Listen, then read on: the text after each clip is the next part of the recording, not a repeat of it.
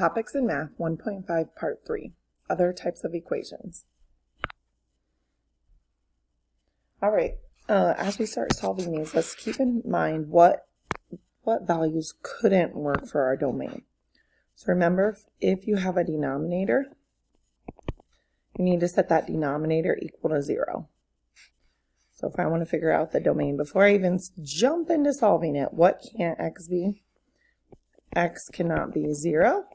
We set that equal to 0, and that's what it can be. And set that second one equal to 0 as well. X plus 2 cannot equal 0. So if I solve for x, x cannot equal negative 2. So in our domain, it can be all reals except x cannot be 0 and x cannot be negative 2. So if we get either of those two for our final answer, we're just going to cross them off and say they're not going to work. All right, so let's review how to solve this. So we have 3 over x plus 5 over x plus 2 equals 2. So the easiest thing is to try to make all those denominators be the same. So right now, think about that denominator is just 1 over there, right? So this one is missing the x plus 2. So we got to take the top and bottom times x plus 2. The 5 is missing, or the x plus 2 is missing the x. So I have to take that times the 5x. And then finally, the 1 is missing the x and the x plus 2. All right, why don't you pause the video and rewrite what that would be with the numerator simplified. All right, so when we get the numerator simplified, we should get 8x plus 6 all over x times x plus 2, and 2x squared plus 4 should be 4x. There we go, and my x. Okay, all over x times x plus 2. All right, now, if you notice these denominators are exactly the same. Let's think of a different problem. Like if I had 4 over 10 equals x over 10, if my denominators are the same, then my numerators have to be the same. Okay, so since your denominators over here are the same, you can simply just set those numerators equal. If the denominators are the same, the numerators have to be the same for it to be an equivalent expression. All right, so let's finish solving this. So we notice we have this squared here. We are going to need to get it set equal to 0 and solve it as a quadratic. So I'm going to move my 8x and my 6x to the other side, or my 6. There we go. So we get 0 equals 2x squared plus 4 minus 4x, and then minus 6. So to solve this, we can't just quickly solve for x. We need to use either the solve by factoring or use the quadratic formula. But I did notice we can take a 2 out of everything. That'll just make factoring a little bit easier. And what we can actually do with that 2 is divide both sides by 2. Because 0 divided by 2 is just 0. From there, we can either factor or use that quadratic formula. X and x. 3 and 1. I want it to be a negative 2, so minus plus. And then set those equal to 0. Whoops. So x minus 3 equals 0, so x would be 3. X plus 1 equals 0, so x is negative 1. So your solutions would be negative 1 and 3. Okay, so if I'm thinking of the graph, negative 1, positive 3, if this was the equation y equals, that's going to tell us that it's a parabola. So it might be something like that. Okay?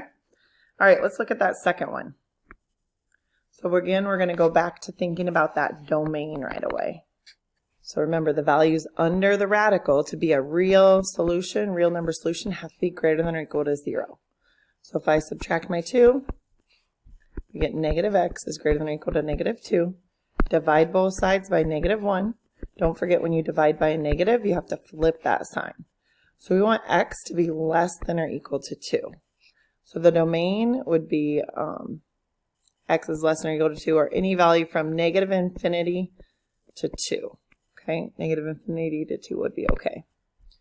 All right, so I'm going to erase this so that we can start solving it and see how it comes out.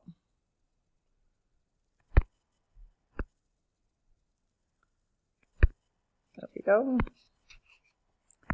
Okay, so we get 5 equals 1 minus the square root of 2 minus x. We can first get rid of that 1.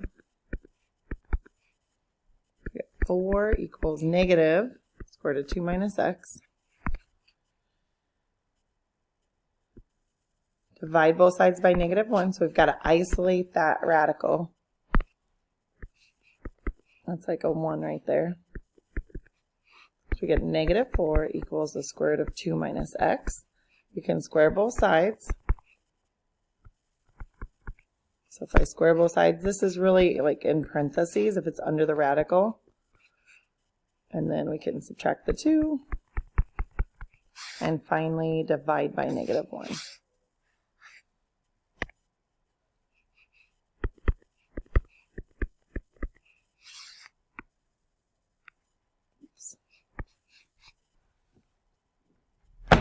Okay, so we get x equals negative 14.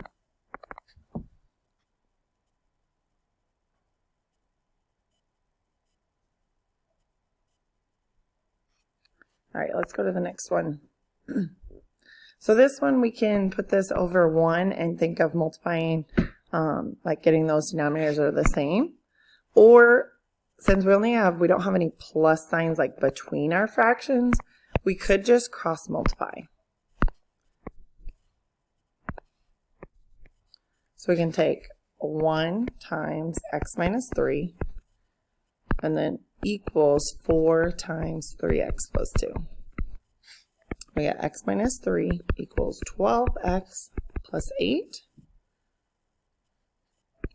11x equals negative 11, so x equals negative 1.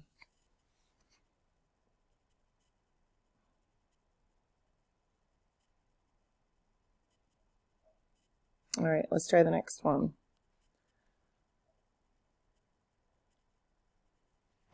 We can start by adding that 4 to the other side.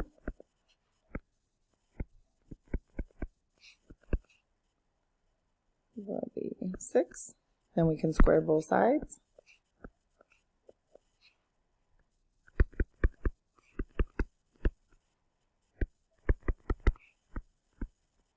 And x equals 38 over 3.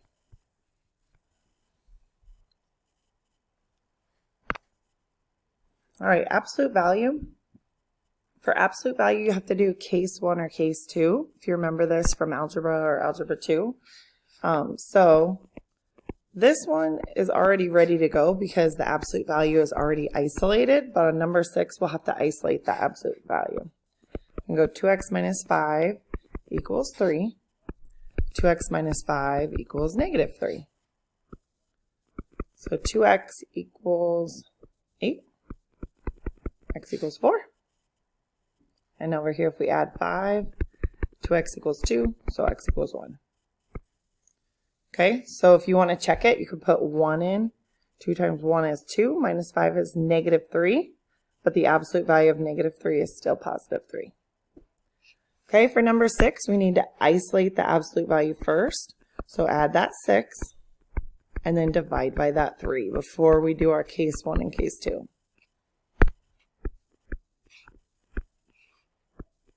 So we get absolute value of 4x plus 5 equals 5. So now I can break this up into my case 1 and case 2. And go 4x plus 5 equals 5. 4x plus 5 equals negative 5.